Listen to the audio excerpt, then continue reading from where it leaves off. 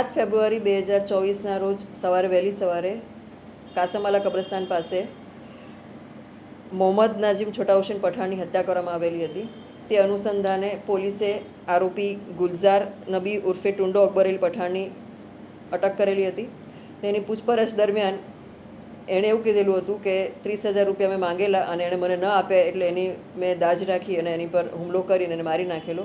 પરંતુ આ કારણ અમને વ્યાજબી ન જણાતા ઊંડાણપૂર્વક તપાસ કરેલી અને ત્યારબાદ અમારી તપાસમાં એવું ફલિત થયું કે આ જે આરોપી છે ગુલઝાર નબી ઉર્ફે ટુંડો અકબરેલ પઠાણને જીશાન નામના ઈસમે આ વ્યક્તિનું ખૂન કરવા માટે કામ સોંપેલું હતું. આ માટે એણે અગાઉથી 5,000 રૂપિયા જીપેથી એને ટ્રાન્સફર કરેલા હતા અને બંને જણા સાથે જઈ અને પછી એટીએમમાંથી પણ પૈસા ઉપાડેલા હતા. આ આખું કાવતરું પાર પાડવા માટે એ લોકો 2-3 જગ્યાએ અલગ અલગ વખત મળેલા પણ હતા, જે બધા પુરાવા પોલીસ પાસે આવી ગયા છે. અને આનું મુખ્ય કારણ એવું હતું કે મરણ જનાની પત્ની સાથે આ જીશાન નામના ઈસમને પ્રેમ સંબંધ હતો અને એની જાણ મરણ જનાને થઈ જતાં એણે પછી એની પત્નીને ઠપકો આપતા એની પત્નીએ માફી માંગી લીધેલી.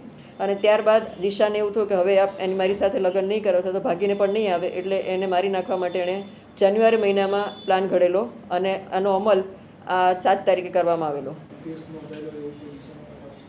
ના, અગાઉ એનો કોઈ ગુનાહિત ઇતિહાસ ધરાવતો નથી, પણ એ આ તમામ આરોપી મરણ જનાર અને બીજો આરોપી જીશાન જે છે બધા એક જ વિસ્તારમાં રહે છે.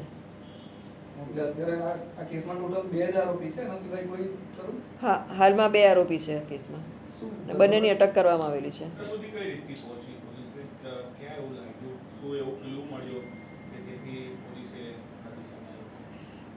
આરોપીને અટક કર્યો ત્યારે એના મોબાઈલ ફોનમાં જીશાનના ઘણા બધા ફોન કોલ્સ હતા અને જીશાન એનો મિત્ર છે એવું પણ ખ્યાલ આવ્યો.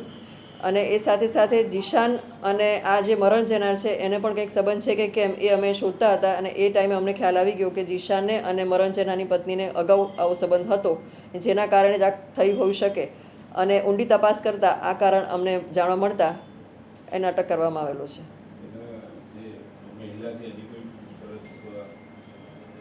એની પૂછપરછ કરેલી છે, એની પૂછપરછ પણ ચાલુ છે હાલમાં.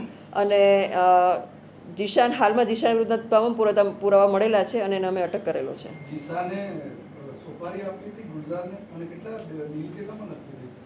એણે એડવાન્સમાં 5,000 રૂપિયા જીપેથી ટ્રાન્સફર કરેલા હતા.